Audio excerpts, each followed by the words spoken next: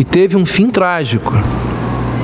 Ananias e Safira amaram mais ao dinheiro do que a Deus e foram fulminados.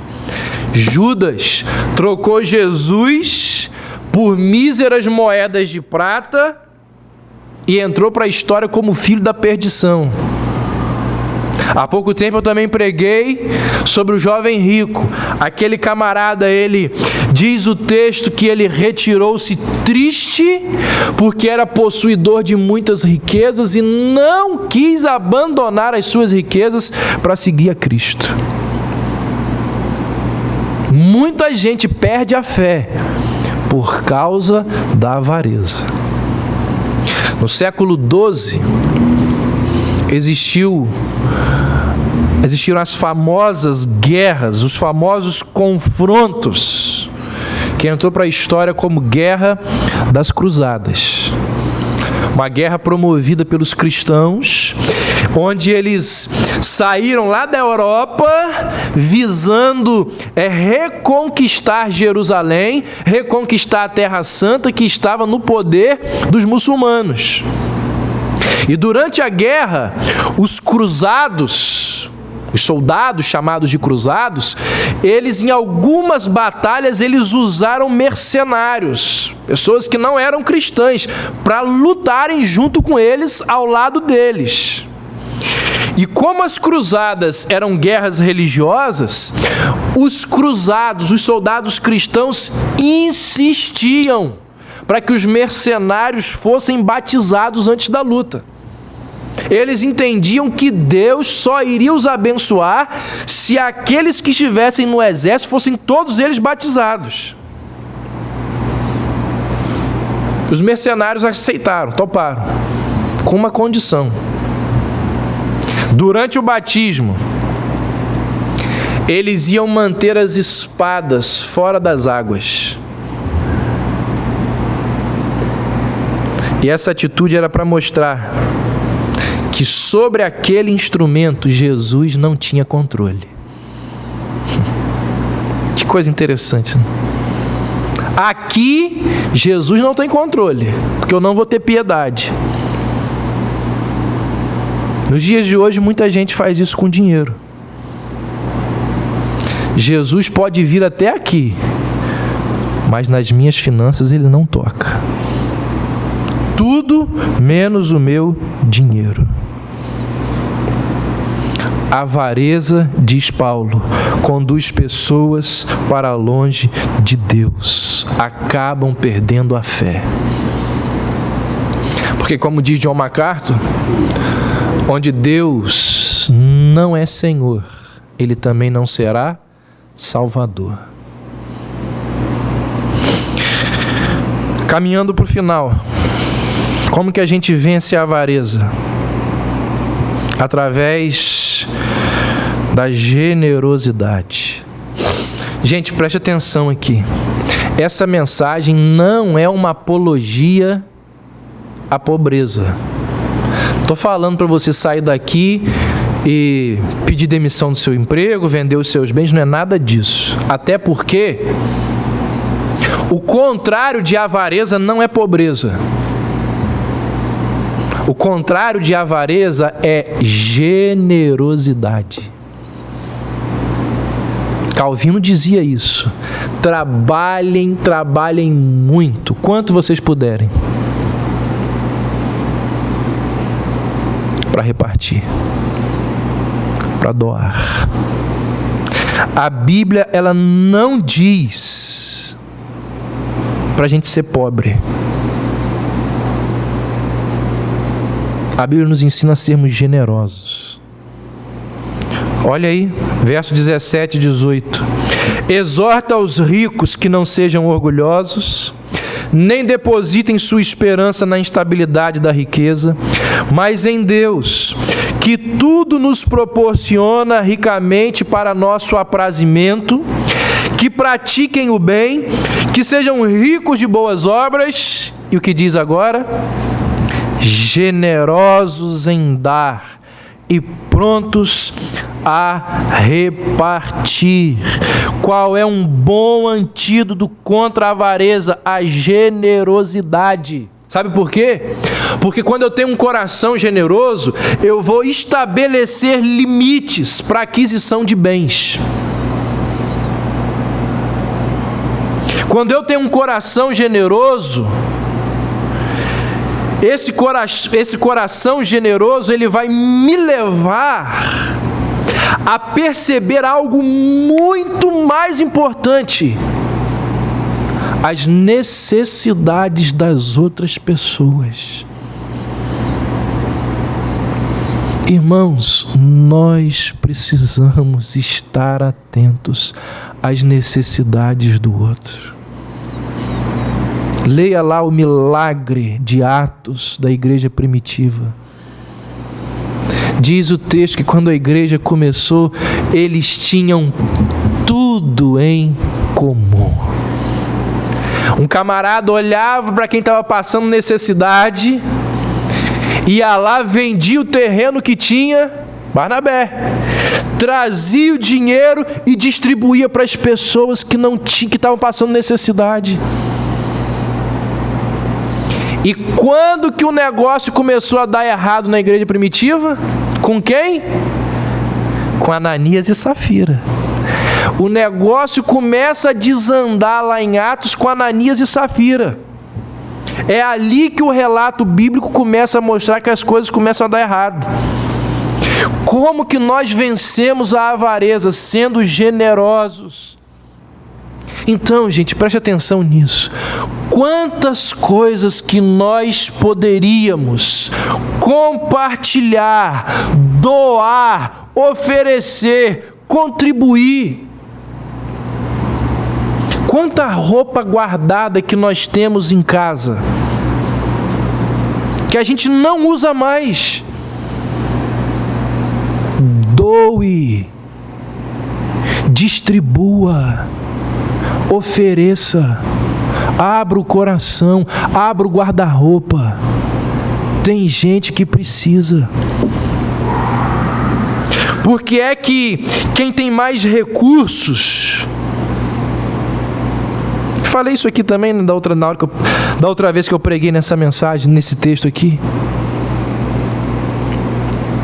Por que é que quem tem recursos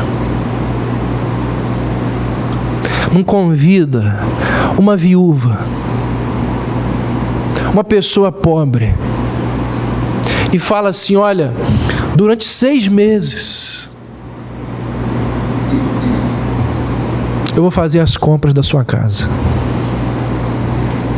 Isso é cristianismo, gente. Durante 6 meses, eu sei que agora você está passando uma necessidade, eu vou pagar a conta de luz da sua casa.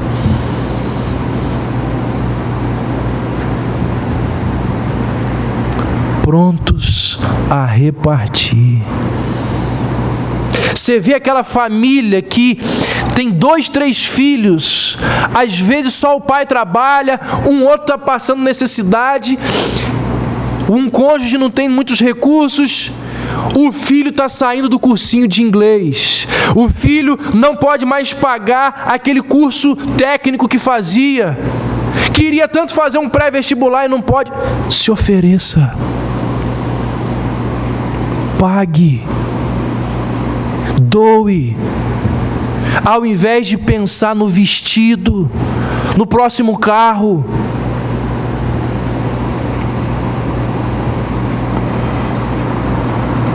Doe sangue. Doe sangue. Isso é generosidade. É pensar no próximo. Faça visitas. É claro que você não vai deixar de entrar no céu por causa disso. Mas você já pensou se lá no céu, claro que não tem isso, mas no folclore popular, Deus te perguntasse assim, ao longo da sua vida, quantas pessoas você visitou no hospital? Quantas pessoas necessitadas você fez uma visita? Deixa eu falar falar uma coisa para vocês aqui. Visita aos irmãos não é só coisa de pastor não, tá?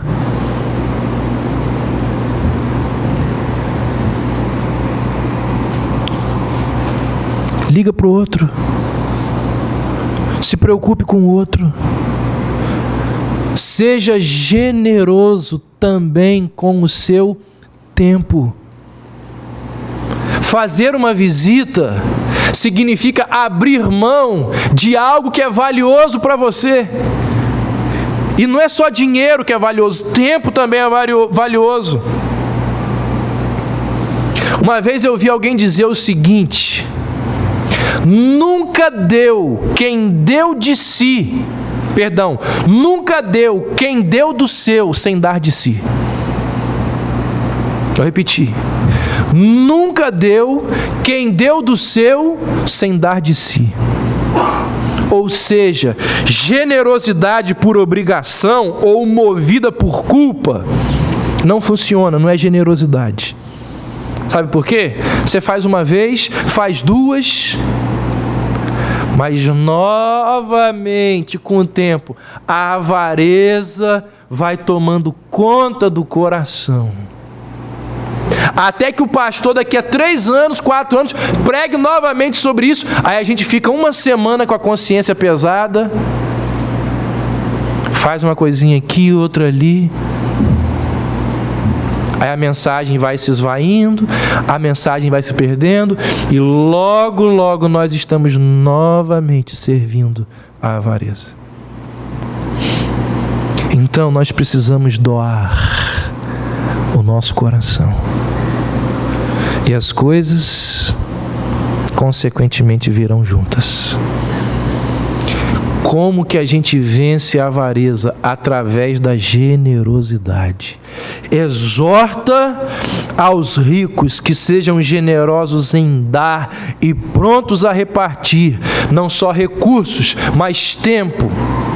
Não só recursos, mas a vida, a amizade. E por fim, como que a gente vence a avareza? Através do contentamento. Contentamento.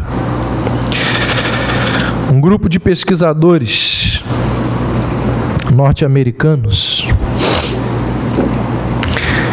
realizou uma pesquisa para avaliar quanto custa a felicidade. Quanto custa a felicidade? Rockefeller disse que é um pouco mais de dinheiro. E aí, depois de muitas entrevistas, eles concluíram que existe uma relação direta entre felicidade e renda financeira. Ou seja, a pesquisa mostrou que quanto mais dinheiro, mais felicidade. Concordando lá com o que o Rockefeller falou. Mas você continua lendo a pesquisa e tem um dado que acho que é a informação mais surpreendente de todas, é que essa relação felicidade e riqueza, ela vai diminuindo à medida que a renda aumenta. E ela chega a ser quase nula quando a renda mensal de um indivíduo chega a ser $25 mil. Ou seja, quando 2 indivíduos ganham mais de $25 mil por mês, o que ganha 100 mil, ele vai ser tão feliz quanto aquele que ganha 1 milhão. Em outras palavras, a pesquisa diz o seguinte: se ser infeliz é passar frio, quando você estiver agasalhado, não faz diferença se você tem 20 ou 100 casacos no armário. O que a pesquisa deixa evidente? O acúmulo de bens é incapaz de satisfazer as necessidades do nosso coração. Olha o que os pesquisadores disseram. Quando as pessoas superam a linha da pobreza e têm suas necessidades atendidas, sua experiência de felicidade dependerá cada vez mais de seus recursos interiores do que de seus bens materiais. Eu não me lembro quem que falou isso, mas eu achei fantástico, nunca mais esqueci. A pessoa disse o seguinte: uma das coisas mais surpreendentes em Deus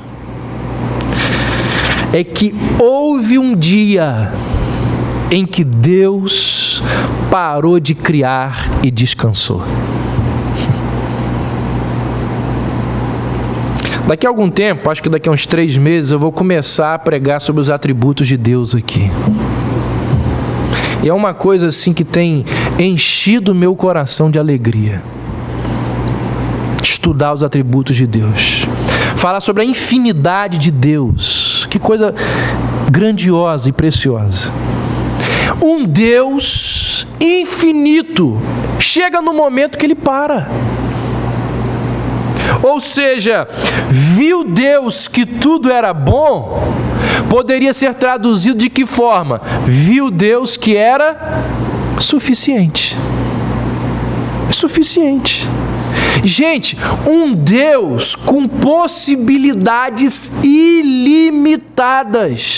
Num determinado momento, ele se dá por satisfeito e ele diz: chega, parou de criar. Enquanto o mundo está cheio de gente para quem tudo não é o bastante, Deus é o tipo que diz: isso não é tudo, mas basta.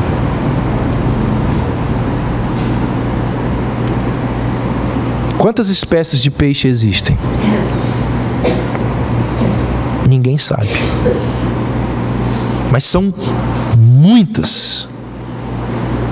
Poderia existir o dobro, o triplo, o quádruplo. Deus poderia continuar criando, somando e acumulando infinitamente, mas não foi isso que ele fez. E é aqui que entra a grande questão. Quando ele para de criar, o que diz a Bíblia? Ele entra no descanso. Até o 6º dia ele criou.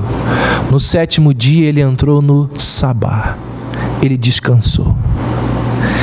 Entrar no sabá, entre outras coisas, é a capacidade de desfrutar da criação. Deus para de somar coisas à criação e agora começa a desfrutar das coisas criadas. Deus, ele colocou limites àquilo que poderia vir a existir. E desta forma ele vai desfrutar daquilo que já existia. Gente, esse é o segredo. Ou é um dos segredos. Nós precisamos aprender a hora